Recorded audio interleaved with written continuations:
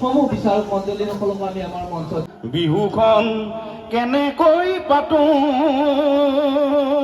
বৰপেটাৰ পৰা আহিছে সমাজ সেৱক বহুত এনেকুৱা ল'ৰা ছোৱালীক সহায় কৰিছে তেওঁ আপোনালোকে তেওঁৰ ফেচবুক একাউণ্টটো চালে গম পাব পিকু দাস ডাঙৰীয়া এইখন কিতাপ নিজান ৰাতিৰ গান এজন দিব্যাংগ ল'ৰাই লিখি উলিয়াইছে। নমস্কাৰ কৰিলে বাবা কি জয় মই আছোঁ বৰ্তমান গুৱাহাটীৰ মালিগাঁৱত তো বলক মই ভিডিঅ'টো আৰম্ভ কৰিছোঁ। বাইদেউসকলে মোক নিমন্ত্ৰণ দিছিল আৰু মই ইয়াত আহি পালোঁ। সঁচাকৈ আহি বহুত ভাল লাগি আছে।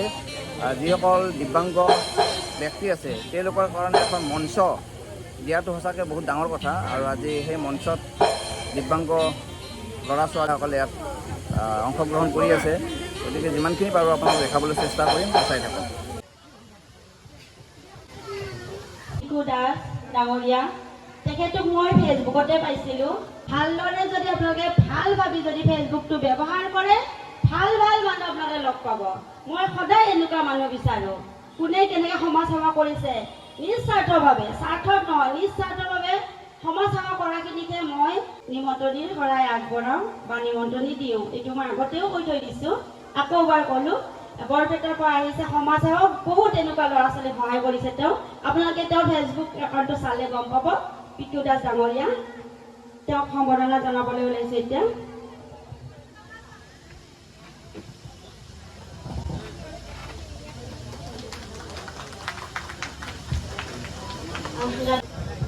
প্ৰথমতে বাইদেউক বহুত বহুত ধন্যবাদ দিছোঁ ইয়াত মোক এনেকৈ নিমন্ত্ৰণ দিয়াৰ কাৰণে। আজি মই পাঠশালাত গৈছিলোঁ, আমাৰ মানুহ আছে ইয়াতে বহি আছে, তাত এজন দিব্যাংগ ল'ৰাক লগ পাইছিলোঁ।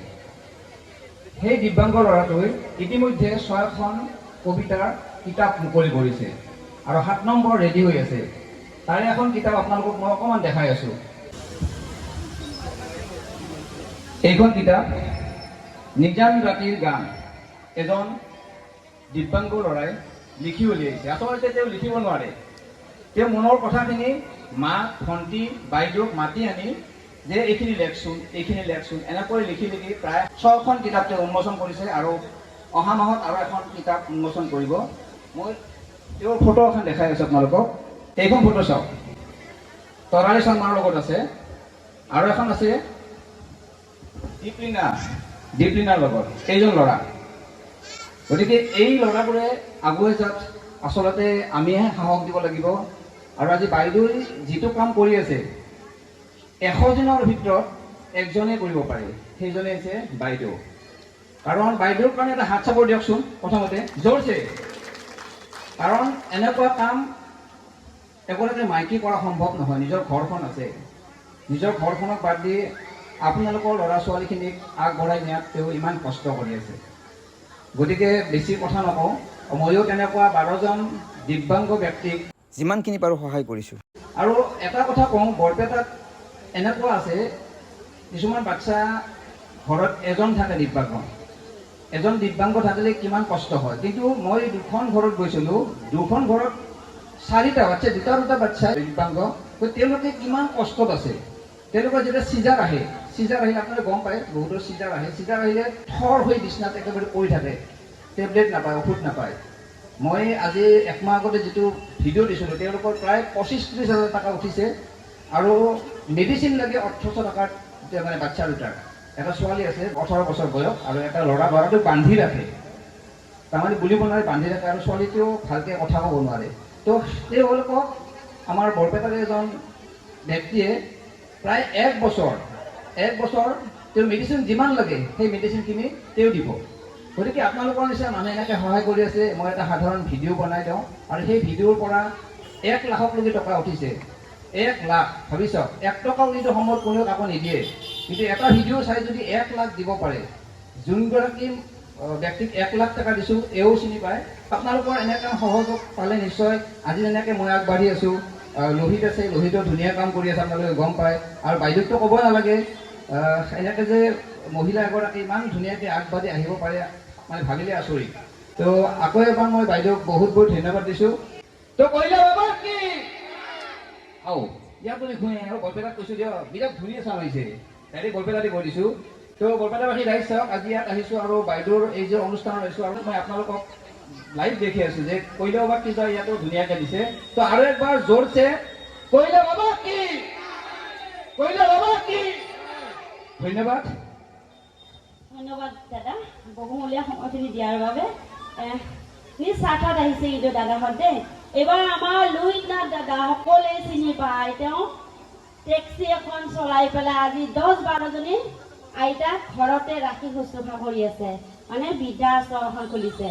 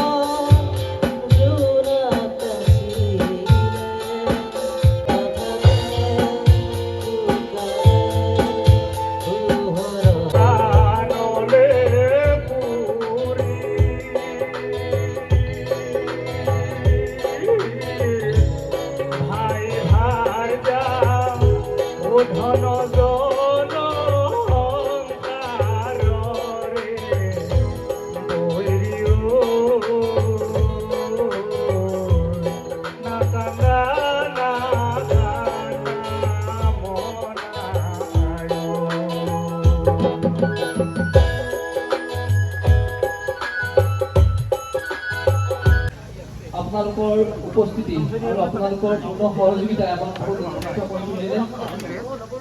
সমূহ বিচাৰক মণ্ডলীসকলক আমি আমাৰ মঞ্চত বিচাৰিছোঁ।